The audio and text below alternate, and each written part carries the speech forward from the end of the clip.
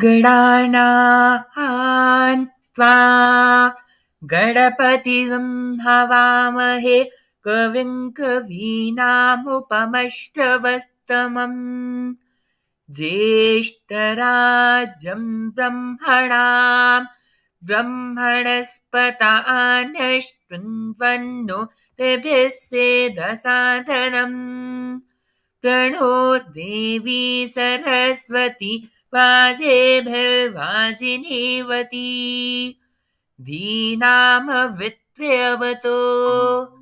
गणेशाय नमः सरस्वत्यै नमः श्रीगुरुभ्यो नमः हरिः ओम्।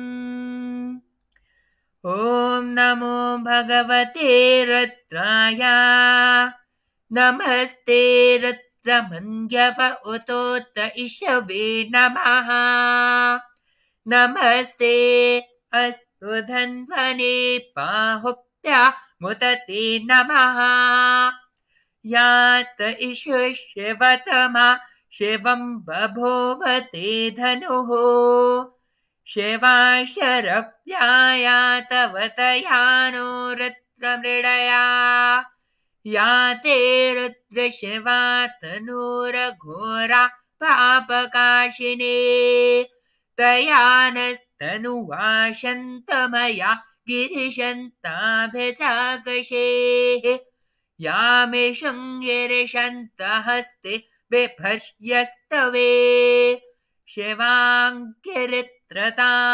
कुरु माहि गुंसेः पुरुषं जगत् शिवेन वचसा त्वा गिरिशाच्छा वदामसे यथा नः सर्वमिज्जगदयक्ष्मं सुमना असत् अद्य वोचदधिवक्ता प्रथमो देव्योऽभिषक अहीकुश्च सर्वान् जम्भयन् सर्वा आश्चर्यातु धान्यः असौ यस्ताम्रो अरुण उत बभ्रस्तु मङ्गलः ये चेमागं रुद्रा अभितो दिक्षश्रिता सहस्रशो वैशागं हेडयीमहे असौ यो वसर्पतिनीलग्रीवो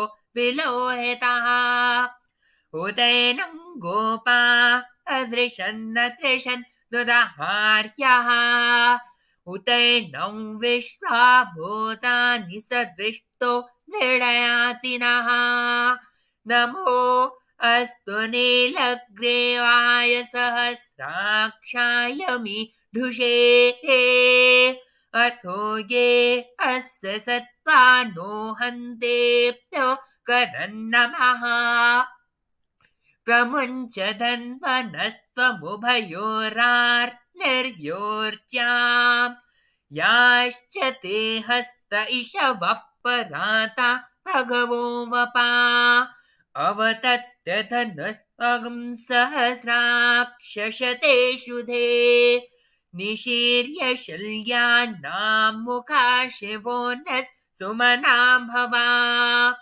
विद्यन्धनः कपर्दिनो विशल्यो बाणवागम् उता अनेशन्नस्येषव आभुरस्य निशङ्गतिः या ते हेतिर्मेढुस्तमहस्ते बभूवते धनुः तयास्मान् विश्वतस्त्वमयक्ष्मया परपुजा नमस्ते अस्मायुधाय नाददाय धृष्टवे उभाप्तामुतते नमो बाहुभ्यान्तव धन्वने परिते धन्वनो हेतिरस्मान् विडक्तु विश्वतः अथो यशुधस्तवारे अस्मन्निधेहितम् नमस्ते अस्तु भगवन् विश्वेश्वराय महादेवाय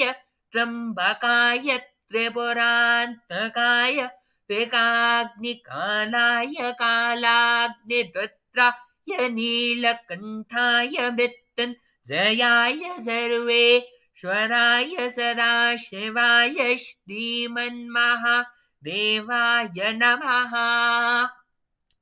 नमो हिरण्यबाहवे सेनान्ये दिशान् च पतये नमो नमो वृक्षेभ्यो हरिकेशेभ्यः पशूनां पतये नमो नमः सस्पेञ्जराय द्विषेमते पथीनां पतये नमो नमो बप्लुषाय व्याधिनेन्नानां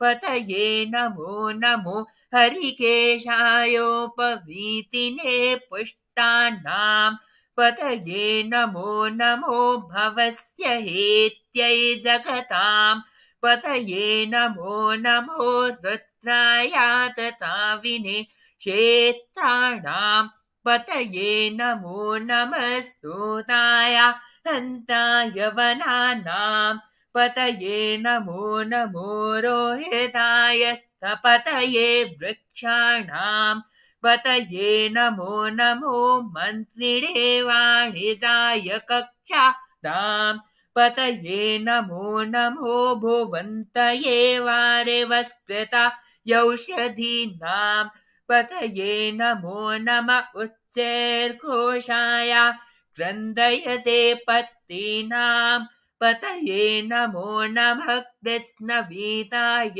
धावते सत्त्वनां पतये नमः।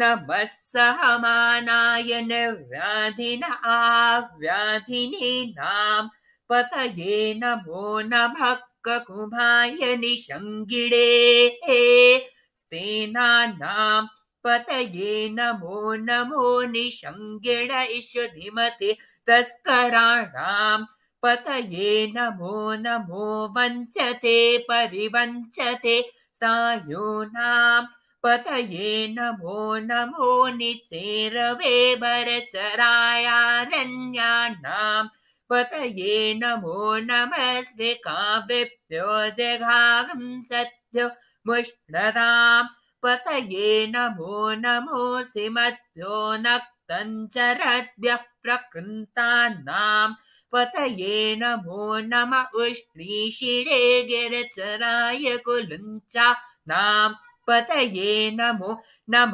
इषुमत्तो धन्वाविभ्यश्च वो नमो नम आतन्वानेभ्यः प्रतिदधानेभ्यश्च वो नमो नम आयच्छद्भ्यो विसृजद्भ्यश्च वो नमो नमोऽस्यद्भ्यो विद्यद्भ्यश्च वो नमो नम आसीनेभ्यश्च शयानेभ्यश्च वो नमो नमः स्वपद्भ्यो जाग्रद्भ्यश्च वो नमो नमस्तिष्ठद्भ्यो धावद्भ्यश्च वो नमो नमः सभापतिभ्यश्च वो नमो नमो अश्वेभ्यश्वपतिभ्यश्च वो नमः।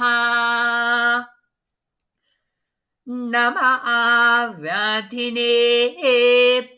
विविद्यन्तेभ्यश्च वो नमो नम उगणाभ्यस्त्रिगुंहतेभ्यश्च वो नमो नमो गृत्सेभ्यो गृत्सपतिभ्यश्च वो नमो नमो व्रातेभ्यो व्रातपतिभ्यश्च वो नमो नमो गणेभ्यो गणपतिभ्यश्च वो नमो नमो विरूपेभ्यो विश्वरूपेभ्यश्च वो नमो नमो महद्भ्यः क्षुल्लकेभ्यश्च वो नमो नमो रथेभ्यो रथेभ्यश्च वो नमो नमो रथेभ्यो रथपतिभ्यश्च वो नमो नमः सेनाभ्यश्च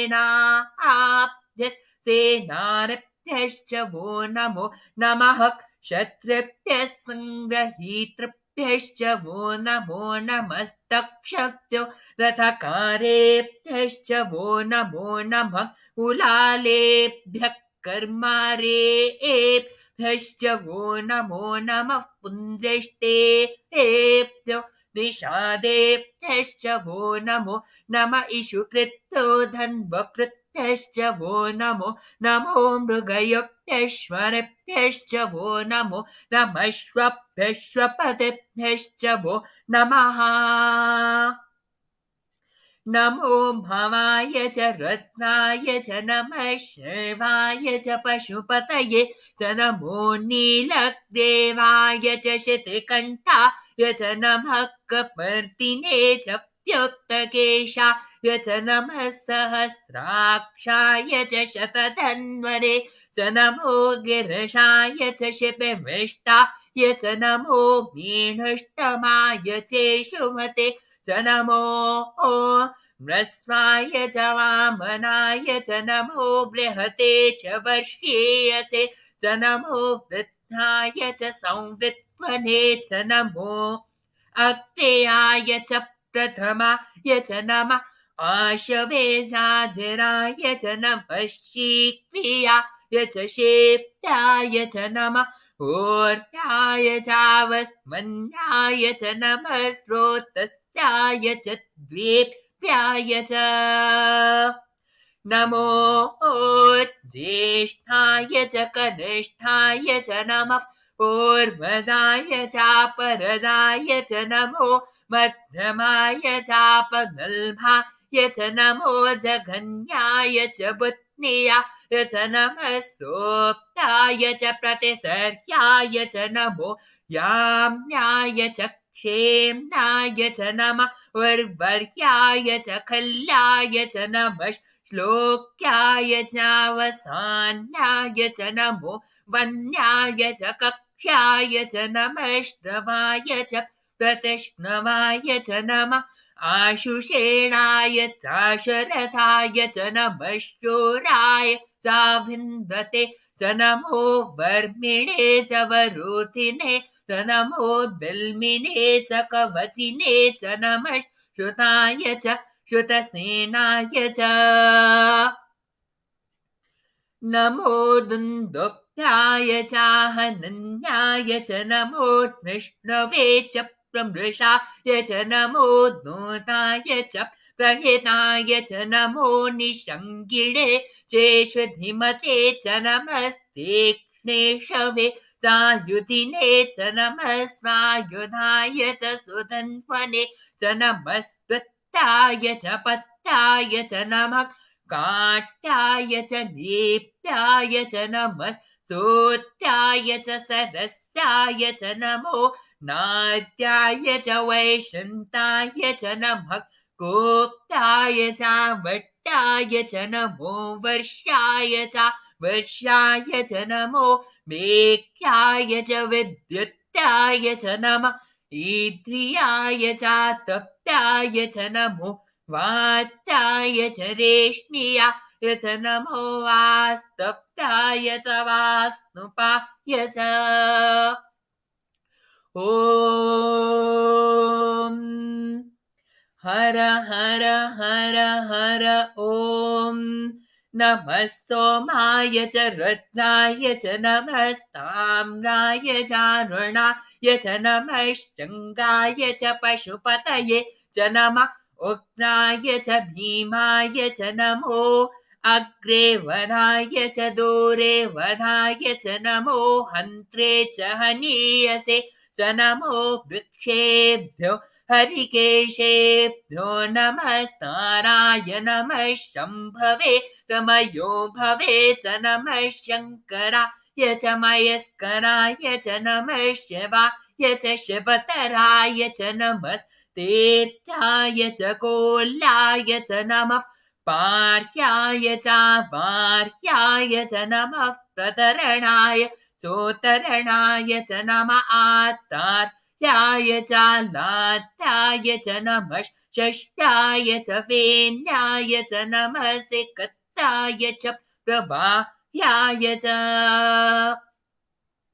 नमः इरण्याय च प्रपत्याय च नमः केगुंशिलाय च शयनाय च नमः कपर्दिने च पुलस्तये च नमो गोष्ठ्याय च गृह्याय च नमस्तल्त्याय च गेह्याय च नमः काट्याय च वरिष्ठाय च नमो हृदयाय च निवेष्ट्याय च नमः पागं सप्ताय च रजस्याय च नमः शुष्क्याय च हृत्याय च नमो लोक्ताय चोल्लप्ताय च नमः ऊर्ध्याय च सूर्याय च नमः पर्ण्याय च पर्णशत्याय च नमोपगुरमाणाय साभिघ्नते च नमः आखिदते च प्रखिदते च नमो वक्किनिकेभ्यो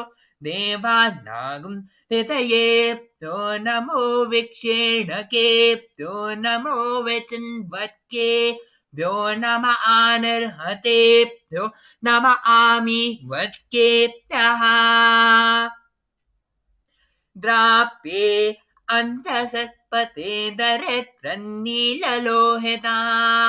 येषां पुरुषाणां येषां पशूनां माभेर्मा रोमो येषां किञ्चनाममत या ते रत्नशिवा तनो शिवा विश्वाः भेषजे शिवा रुद्रस्य भेषजे तया नो मृडजीवते इमां रुद्राय तवसे कपर्दिने शयत्तेराय प्रभरामहे मतम् यथा नश्यमसत् विपदे चतुष्पदे विश्वं पुष्टं ग्रामे अस्मिन्ननादुरम् मृडानो रुद्रो तनो मयस्त्रिदिक्षयत्तेराय नमसा विधेमते यच्छञ्चयोश्च मनुरायजे पिता तदश्याम तव रुद्रप्रणीतौ मानो महान्तमुतमानो अर्भकं मान उक्षन्तमुतमान उक्षितं मानो वदेः पितरं मोत मातरं प्रियाम नस्तनुवो रुद्ररेरिषः मानस्तोके तनये मान आयुषि मानो गोषु मानो अश्वेषु रेरिषः वीरान्मानो रत्रभामितो पतिर्हविष्मन्तो नमसा विधेमते हाराते गोग्न उत पौरुषक्ति क्षयत्तेरायसुं नमस्मि ते अस्तो रक्षा च नो अधि च देव प्रो यदा च नः शर्म यच्छत् विवरः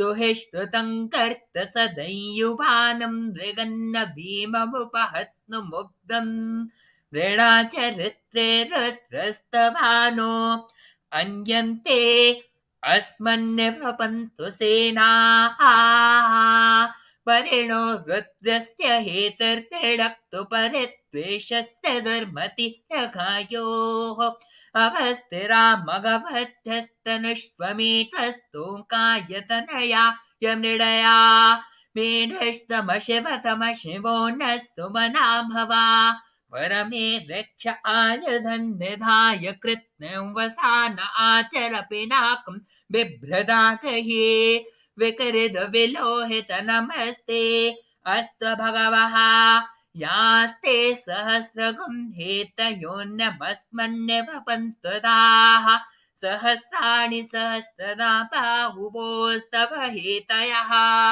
तासामीशानो भगवः परासीनामुखाकृते सहस्राणि सहस्रशो ये रुद्रा अधिभूम्नाम् तेषां सहस्रयोजने वदन्तानि तन्मसे अस्मिन् महत्यर्गवेन्तरिक्षे भवा अधे नीलग्रीवाश्रितिकण्ठा शर्वा अधः क्षमाचराः नीलग्रीवाश्रितिकण्ठा दिवगं रत्रा उपश्रिताः ये वृक्षेषु सस्पेन्सरा नीलग्रीवा विलोहिताः ये भूतानामधिपतयो विशिखासः कपर् दिनः ये अन्येषु विविध्यन्ते पात्रेषु पिबतो जनान् ये पथां पथिरक्षय ऐलभृदायप्युतः ये तीर्थाणि प्रचरन्ति श्रीकावन्तो निषङ्गिणः य एतावन्तश्च भूयागंसश्च दिशो दत्रा हितस्थिरे तेषां सहस्रयोजने वदन्तानि तन्मसे नमो रुद्रेभ्यो ये पृथिव्यां येऽन्तरिक्षे ये दिवि येषामन्नौ वातो वर्षमिषवस्तेभ्यो दश प्राचीर्दश दक्षिणा दश प्रतिर्दशोते चीर्दशोर्ध्वास्तेभ्यो नमस्ते नो नृणयन्तु ते यन्विष्णु यश्च नो द्वेष्टितं वोजं ते दधामि त्र्यम्बकं यजामहे सुगन्धिं पुष्टिवर्धनम् उर्वारुकमिव बन्धनान् मृत्योर्मोक्षे यमामृतात् यो रुद्रो अग्नौ यो अप्सु य ओषधीषु यो रुद्रो विश्वा भुवना विवेश तस्मै दत्ताय नमो अस्तु ये ते सहस्रमयुतं पाशा मृत्यो मत्ताय हन्तवे तान् यज्ञस्य मायया सर्वान् भयजामहे मृत्यवे स्वाहा मृत्यवे स्वाहा प्राणानां ग्रन्थरसि रुद्रो माविशान्तकः तेनान्येनाप्नायस्वा नमो रुद्राय विष्णवे मृत्युर्मे पाहि तमुष्टुहे यस्य शस्वधन्वायो विश्वस्य क्षयाति भेषजस्या यक्ष्वामहे सौ मनसाय रुद्रन्नमो विर्देवमसौ रन्दुवस्या अयं मे हस्तो भगवान् अयं मे भगवत्तरः अयं मे विश्वभेषजोऽयं शिवाभिमर्शनः ॐ शान्ति शान्ति शान्तिः ॐ शञ्च मे मयश्च मे प्रियञ्च मे नुकामश्च मे कामश्च मे सौमनसश्च मे भद्रञ्च मे श्रेयश्च मे वस्यश्च मे यशश्च मे भगश्च मे द्रविणञ्च मे यन्ता च मे धर्ता च मे क्षेमश्च मे धृतिश्च मे विश्वञ्च मे महश्च मे संवित्य मे ज्ञातञ्च मे सोश्च मे रसोश्च मे सेनञ्च मे लयश्च मऋतञ्च मे ऋतञ्च मे यक्ष्मञ्च मे नामयच्च मे जीवातश्च मे दीर्घायुत्वञ्च मे नमित्रञ्च मे भयञ्च मे सुगञ्च मे शयनञ्च मे सोषा च मे सुदिनञ्च मे ॐ शान्ति शान्ति शान्तिः ॐ तच्चैयोरावृणीमहे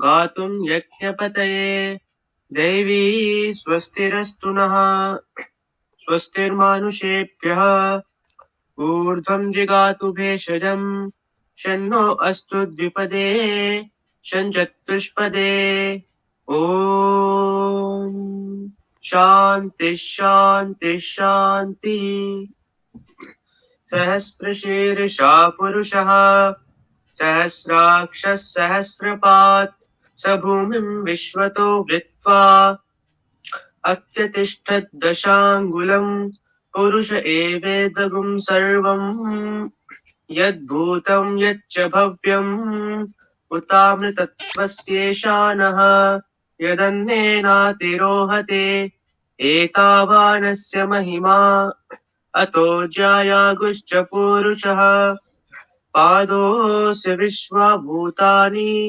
त्रिपादस्यामृतं दिवे त्रिपादोऽर्थ उदयित् पुरुषः पादोऽस्येहाभवात् पुनः ततो विश्वं व्यक्रामत शासनानशने अभि तस्माद् विराड जायत विराजो अधिपूरुषः स जातो अत्यरिच्यत पश्चात् भूमिमथो पुरः यत्पुरुषेण हविषा देवा यज्ञमतन्वत वसन्तो अस्यासीदाज्यम् ग्रीष्म इत्मः शरद्धवेः सप्तास्यासन् परिधयः त्रिसप्तसमितः कृताः देवा यद्यज्ञम् तन्वानाः अबध्नन् पुरुषं पशुं तं यज्ञं बर्हिषि प्रोक्षन् पुरुषं जातमग्रतः तेन देवा अयजन्त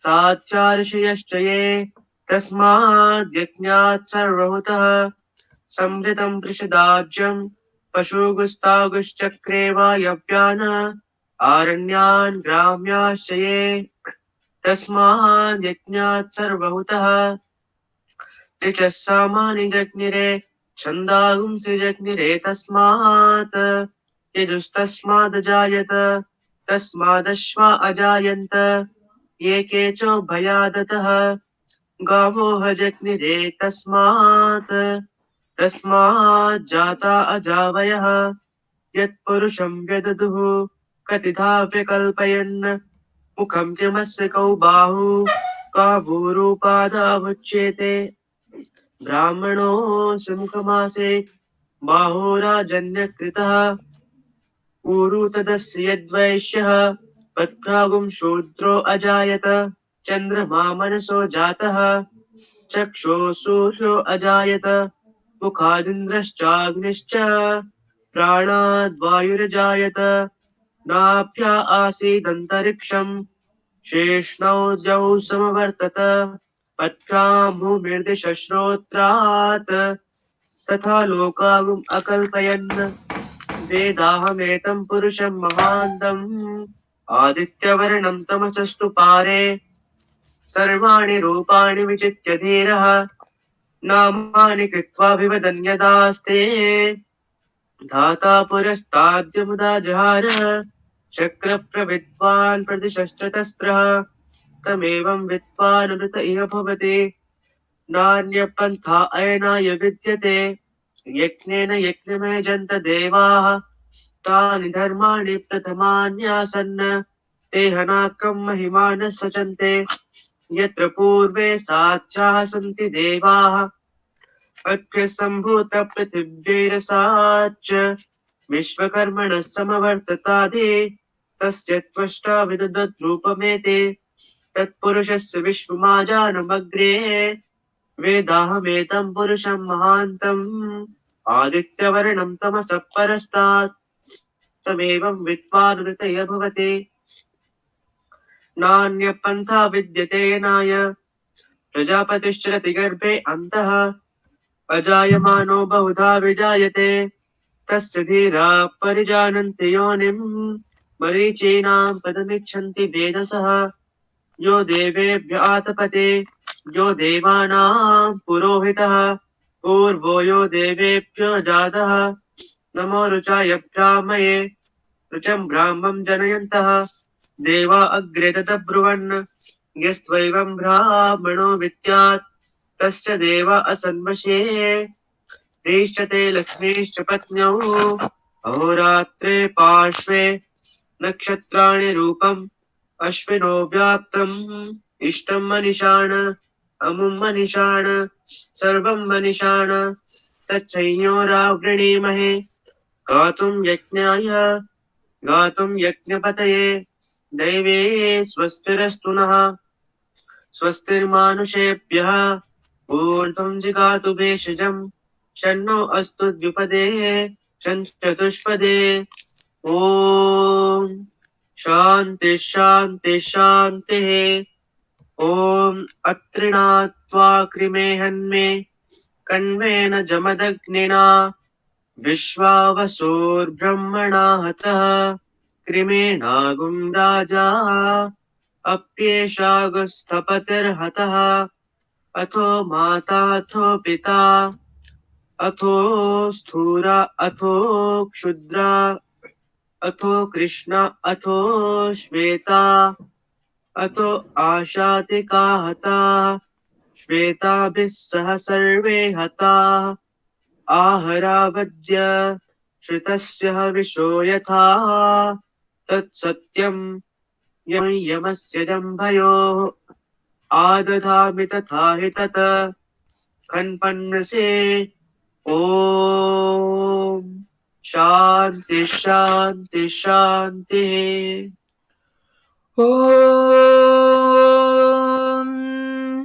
आयातु वरदा देवी अक्षरं ब्रह्म संहितं गायत्रीं छन्दसां मातेदं ब्रह्म जुषस्व मे यदह्नात् कुरुते पापं तदह्नात् प्रतिमुच्यते यद्रात्र्यात् कुरुते पापं तद्रात्र्यात् प्रतिमुच्यते सर्ववर्णे महादेवी सन्ध्याव्यत्ये सरस्वती ओजोऽसि सहोऽसि बलमसि प्राजोऽसि देवानां धामनामासि विश्वमसि विश्वाय सर्वमसि सर्वायुरभिभूरों गायत्रीमावाहयामि सावित्रीमावाहयामि सरस्वतीमावाहयामि तन्दर्शीनावाहयामि श्रियमावाहयामि गायत्र्या गायत्री छन्दो विश्वामित्रऋषिः सविता देवताग्निर्मुखं ब्रह्माशिरो विष्णुर्हृदयगुं शिखा पृथिवीयो नः प्राणापानव्यानोदानसमाना सप्राणा श्वेतवर्णा साङ्ख्यायनः सगोत्रा गायत्री चतुर्विंशत्यक्षरा त्रिपदा षट्कुक्ष पञ्चशीर्षोपनयने विनियोग ॐ भोः ॐ भुवः ॐ सुवः ॐ महः ॐ जनः ॐ तपः ॐ सत्यम् ॐ तत्सवितुर्वरेण्यं भर्गो देवस्य धीमहि धियो यो नः प्रचोदयात् ओमापो ज्योतिरसोमृतं ब्रह्म भूर्भुवः सुवरोम् उत्तमे शिखरे जाते भूम्नां पर्वतमूर्धनि ब्राह्मणेऽप्यनोऽप्यनुज्ञाता गच्छते वि यथा सुखम् स्तुतो मया वरदा वेदमाता प्रचोदयन्ती पवने द्विजाता आयुः पृथिव्यां द्रविणं ब्रह्मवर्चसम् मह्यं दत्त्वा प्रजातं ब्रह्मलोकम् ॐ शान्ति शान्ति शान्तिः ॐ जातवेदसे स्वनवामसो ममराति यतो निदहाति वेदः स नः परिषदति दुर्गाणि विश्वानावेव सिन्धुन् दुरितात्यग्निः तामग्निवर्णान् तपसा ज्वलन्तीं वैरोचनीं कर्मफले सुजुष्टाः दुर्गान् देवीं शरणमहं प्रपद्ये सुतरसि तरसे नमः अग्ने त्वं पारयाण्यव्यो अस्मान् स्वस्तिभिरति दुर्गाणि विश्वाः पूश्च पृथ्वी बहुला न उर्वीं भवा तोकायतनयाय शय्योः विश्वानि नो दुर्गाः जातवेदः सिन्धुन् धनावातुरतातिपर्षे अग्ने अत्रिवन्मनसा गृहाणो स्माकं बोद्धभृतातनूनाम् पितनाद्जितगुं सहमानमुग्रमग्निगुं हुवेम परमात् सधस्थात् स नः परिषदति दुर्गाणि विश्वां क्षामद्देवो अतिदुरितात्यग्निः प्रत्नोषिकमेट्यो अत्वरेषु सना च होता नव्यश्च सत्से स्वाञ्चाग्ने तनुमं पिप्रय स्वास्मप्यंससौ भगमायजस्वा गोभिर्जुष्टमयुजो निषिक्तन्तवेन्द्र विष्णुरनुसञ्चरेमा नाकस्य पृष्ठमभिसंवसानो वैष्णवी लोक इह मादयन्ताम् कात्यायनाय विद्महे कन्याकुमारी धीमहि तन्नो दुर्गः प्रचोदयात् ॐ राजाधिराजाय प्रसय्यसाहिने नमो वयं वैष्णवणाय कुर्महे समे कामान् कामकामाय मह्यम् कामेश्वरो वैष्णवणो ददातु कुबेराय वैष्णवणाय महाराजाय नमः स्वस्ति प्रजाभ्यः परिपालयन्ताम् न्यायेन मार्गेण महीं महिषाः गोब्राह्मणेभ्यः शुभमस्तु नित्यम् समस्तलोकाः सुखिनो भवन्तु समस्तलोकाः सुखिनो भवन्तु समस्तलोकाः सुखिनो भवन्तु ॐ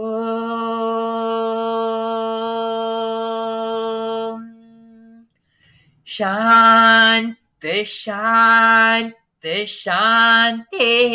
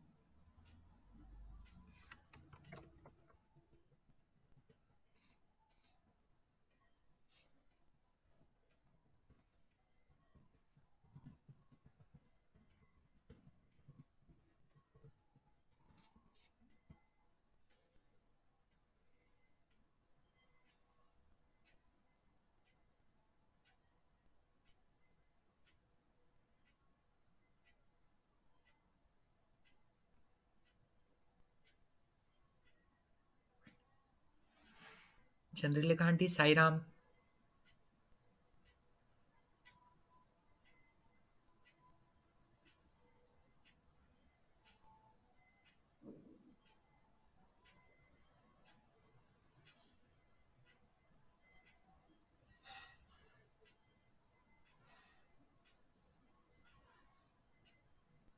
चंद्रलेखा आंटी साई राम, आवाज नहीं है आपकी।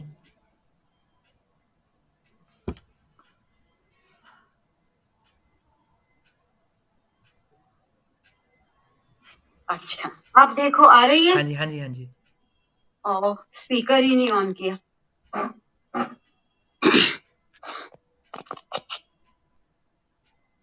मैं बात कर रही थी वो तो फिर मैंने ऐसे ही बोला कि हमने अभी बहुत सुंदर दैवी पाठ सुना, दैवी वेदों का पाठ सुना।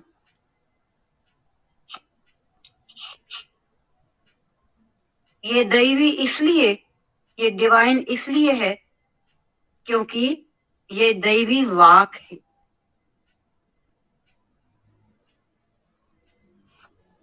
दिव्यता से परिपूर्ण वाणी है ये, और ये अपौरुषेय है, किसी पुरुष की रचना नहीं है। ये तो वाणी स्वयं ऋषियों के द्वारा स्फुरना रूप में आई है, इसीलिए इसको दैवी वाक कहा जाता है। ये किसी पुरुष की रचना नहीं है। और इसका पाठ सुनना बहुत श्रेष्ठ है, भाग्यपूर्ण, सौभाग्यपूर्ण है हम सबके लिए। विद्वानों ने यहां तक कहा है कि जहां ये पाठ होता है, चाहे हमें इनका अर्थ समझ आए या ना आए, अर्थ समझ आ जाए तो उससे अच्छी कोई बात नहीं, लेकिन नहीं भी आता है तो भी इसका बहुत सकारात्मक प्रभाव हमारे ऊपर, पूरे वायुमंडल में, पर्यावरण में होता है, क्योंकि ये दैवी वाक है। सूर्य का उदाहरण ले, उदय तो हुआ है, बादलों ने घेर लिया, लेकिन हम ये नहीं मानेंगे कि सूर्य नहीं है। सूर्य का प्रकाश तो एग्जिस्ट करता है, लेकिन बादलों ने घेर लिया। बिल्कुल ठीक वैसे ही हमें समझ आए नहीं आए, लेकिन ये जो दैवी वाक का पाठ है, इस चारों ओर वातावरण में हम सबको सर्वथा शुद्ध करता है, पवित्र बनाता है। और ये भगवान का संकल्प पूरा हो रहा है। भगवान के अवतार लेने का जो उद्देश्य है, उससे एक उद्देश्य वेद पोषण है। और आज तो छोटे बड़े युवा सबके मुख से वैदिक पाठ सुनकर तो ऐसा ही लगता है कि ये भगवान के संकल्प के बिना कभी संभव नहीं हो पाता। ये भगवान का संकल्प पूरा कर। और आज का जो संदेश है, ये अमृत वर्षा 1990 में समर कोर्सेज में जो स्वामी ने स्वयं छात्र छात्राओं को संबोधित किया, उनमें से ही है। और ये विषय है त्रिगुण। बहुत सुंदर विषय है ये। सारी सृष्टि त्रिगुणात्मक है, सत्व रज तम से बनी है। हम इन गुणों के बारे में ही पढ़ेंगे और जानेंगे कि ये इन गुणों का प्रभाव कैसे संपूर्ण सृष्टि में है और कैसे हमारे ऊपर भी। हम भी कभी सतोगुणी अवस्था में होते हैं, कभी तमोगुणी में और कभी रजोगुणी में। इन गुणों, ये गुण ही हैं, संपूर्ण रचना में इनका ही कॉम्बिनेशन है। तो त्रिगुण स्वामी ने छात्र छात्राओं को संबोधित करते हुए कहा, प्रेम स्वरूप छात्र छात्राओं, दिव्यत्व सब जगह उजागर है। सूर्य की किरणों में ज्योति वही है, आंखों की ज्योति भी वही है, जिसके जरिए इंसान को सृष्टि की विशालता और महिमा का एहसास होता है। देखता है इंसान, चांद की सफेदी और शीतलता भी उसी से प्राप्त होती है।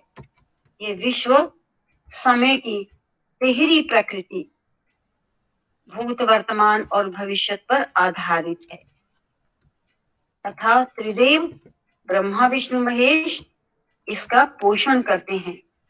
और दिव्यत्व त्रिगुण सत्व रज तमस रूप में उसके कण कण में समाया है। संक्षेप में ये समस्त ब्रह्मांड ही ब्रह्म है। सर्वम खलविदम ब्रह्म, ये संपूर्ण, इसके लिए कोई शब्द वो नहीं है। सर्वम खलविदम, कि निश्चय ही ये सब संसार जगत, उसकी रचना ब्रह्म ही है, वही सब में व्याप्त है। प्रकृति इतनी सुंदर है कि उसको पूरी तरह जान पाना लगभग असंभव ही है। आशीष या पश्चाताप, सुख या दुख, लाभ या हानि, सभी प्रकृति से ही प्राप्त होते हैं। ये प्रकृति सभी जीवधारियों की किस्मत की मालिक है। ये 3 गुणों से बनी है। ये तीनों गुण त्रिदेव के प्रतीक हैं तथा जीवन के सृष्टि, स्थिति और लय तीनों पहलू भी इसी के अंतर्गत आते हैं। मनुष्य जीवन के सभी अनुभव भी इन्हीं 3 गुणों की बदौलत हैं।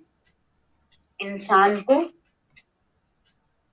दीर्घ जीवन के बजाय दिव्य जीवन की कामना करनी चाहिए। समस्त ब्रह्मांड दिव्यता से भरा है। इसमें निवास करते हुए व्यक्ति को अपने सारे जीवन को ही दिव्य बना लेना चाहिए। ये तीनों गुणों के असर से ऊपर होकर किया जा सकता है। इन तीनों गुणों के असर से ऊपर होकर किया जा सकता है कि ये 3 गुण अपना अपना प्रभाव दिखाते हैं। सतोगुणी तो पवित्रता का प्रतीक है, लेकिन जो क्रियाशीलता होती है वो रजोगुणी है। और जो आलस्य इत्यादि इस तरीके की और जो हमें इंसान को नीचे गिराती हैं, जो भावना इत्यादि, वो सभी तमोगुणी है। इसीलिए कहा ये तीनों गुणों के ऊपर से, असर से ऊपर होकर किया जा सकता है। सृष्टि का रहस्य। अब इस सृष्टि का रहस्य क्या है? इस सृष्टि का रहस्य केवल उसके रचयिता को ही पता है, जिसको अन्य कोई समझ नहीं सकता। वैसे वैज्ञानिक सृष्टि के रहस्य की तह में जाने की कोशिश में है, लेकिन ये किसी के लिए संभव नहीं है। वैज्ञानिक शोध कार्य के अंतर्गत कल का अनुसंधान आज पुराना पड़ सकता है, उसी भांति आज की खोज आने वाले कल को पुरानी पड़ जाएगी। सृष्टि में लगातार बदलाव होते रहेंगे। यहाँ पर कुछ भी स्थायी नहीं है। सिर्फ इस सृष्टि की रचना करने वाला ही सनातन सत्य है। आध्यात्मिक खोज का लक्ष्य उस रचयिता के बारे में जानकारी हासिल कर उससे एक हो जाना है। आध्यात्मिक खोज का जो लक्ष्य है, उस रचयिता के बारे में जानकारी हासिल कर, किसने इसको बनाया इस सृष्टि को, और उससे एक हो जाना है। समस्त ब्रह्मांड में अगणित चीजें हैं, जिनमें कुछ जीवधारी हैं तो शेष अचेतन हैं। ये सारी वस्तुएं तीनों गुणों से पूर्ण हैं। इंसान को उस तत्व को मालूम करने का प्रयास करना है जो इन तीनों गुणों के ऊपर है। भगवान आत्मा का स्वरूप है। सत्यम ज्ञानम अनंतम ब्रह्म। आत्मा, भगवान और ईश्वर शब्द समान अर्थ के हैं। आकाश, वायु, अग्नि, जल, पृथ्वी 5 भूत हैं जो आत्मा से निकले हैं। इन 5 सूक्ष्म तत्वों में से हर एक तीनों गुणों से बना है। इन तीनों गुणों के प्रभाव के फलस्वरूप पंचीकृतम क्रिया के बाद ये 5 सूक्ष्म तत्व 5 ठोस पदार्थों में बदल जाते हैं। इन तीनों गुणों के प्रभाव के फलस्वरूप पंचीकृतम, ये सृष्टि की प्रक्रिया है। शायद आपने इसको पढ़ा होगा, जाना होगा, समझा होगा। ये 5 तत्व आकाश, वायु, जल, अग्नि, पृथ्वी, इनके क्या कहें, आचरण शब्द ही मैं कह लूं, इनके आचरण से, इनके व्यवहार से लगता है कि मिल बांटने का मैसेज देते। हर एक तत्व ने अपना आधा भाग दूसरे तत्वों को दिया है। इसी को पंचीकृतम बोलते हैं। पांच तत्व हैं पंचीकृतम। आगे ये भी भगवान ने ये संदेश भी स्पष्ट किया है। पंचीकृतम क्रिया के बाद ये पांचों सूक्ष्म तत्व 5 ठोस पदार्थों में बदल जाते हैं। सृष्टि तथा त्रिगुण, सारा ब्रह्मांड 3 गुणों सत्व रज और तमस से सरोबार है। सारी सृष्टि में ये तीनों गुण विराजते। सर्वप्रथम सतोगुण के सृष्टि पर पड़ने वाले स्वभाव को समझने की कोशिश की जाए। मनुष्य का अंतःकरण पंच तत्वों के सात्विक गुणों का फल है। मनुष्य का अंतःकरण पंच तत्वों के सात्विक गुणों का फल है। आकाश इन तत्वों में पहला है। आकाश से शुद्ध सत्व पैदा होता है। इससे मनुष्य देह बनती है। इसके साथ ही इससे श्रवण इंद्रिय कान भी बनते हैं। आकाश का गुण ही तो शब्द है ना, क्योंकि जो भी हम शब्द बोलते हैं वो कहाँ जाता है, आकाश में ही व्याप्त हो जाता है। और आज की जो मॉडर्न रिसर्चेस हैं उसमें ये भी मैंने पढ़ा है, सुना है कि जो भी शब्द बोल दिया जाता है वो कभी भी व्यर्थ नहीं जाता। वो इस वायुमंडल में, हम तो सोचते हम बोल के बस हमारा काम पूरा हो गया, लेकिन ये शब्द वायुमंडल में ही घूमते रहते हैं।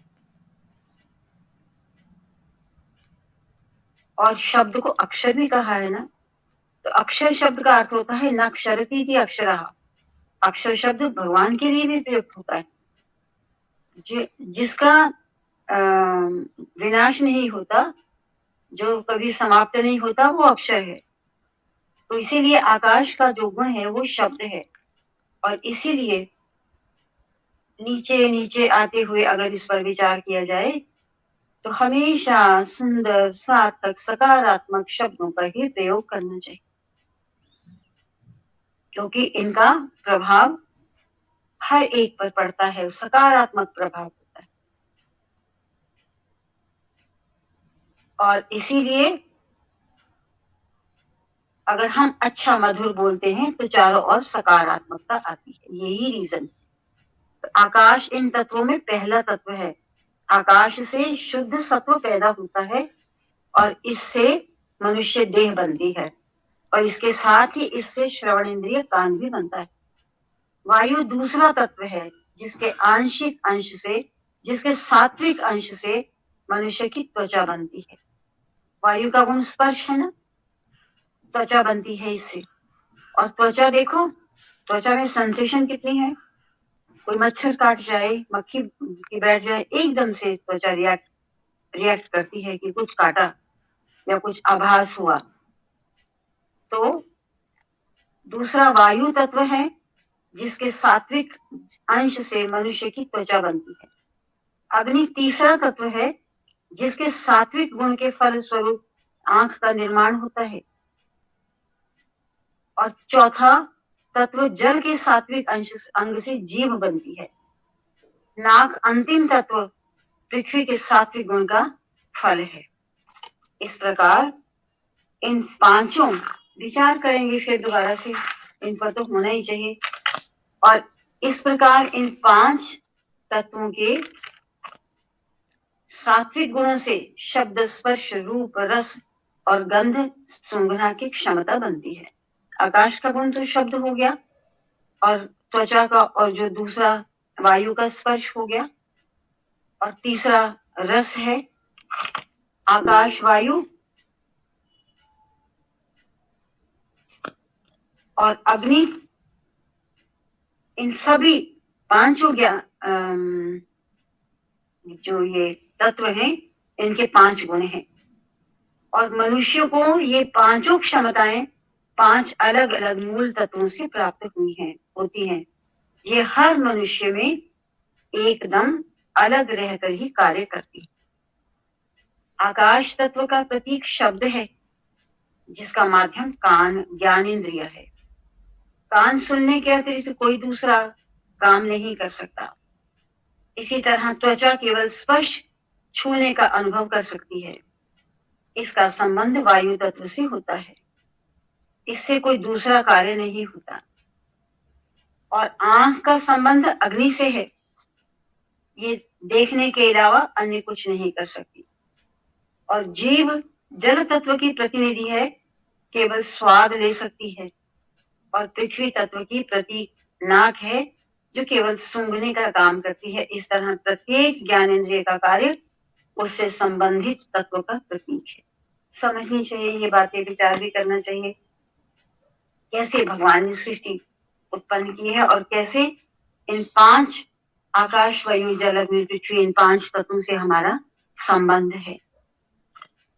हमारा संबंध है हमारी आंखों में, नाक में, कान में जो भी शक्तियां काम करती हैं, देखने की, सुनने की, स्पर्श करने की, वो इसी कारण से है कि हमारा शरीर भी इन 5 तत्वों से ही बना है। इसलिए जैसा यथा पिंडे तथा ब्रह्मांडे, यथा ब्रह्मांडे तथा पिंडे, जैसा ब्रह्मांड में है वैसा ही हमारे पिंड में, शरीर में। आप सब मिलकर ओम शांति, सब मिलकर शांति पाठ करते हैं।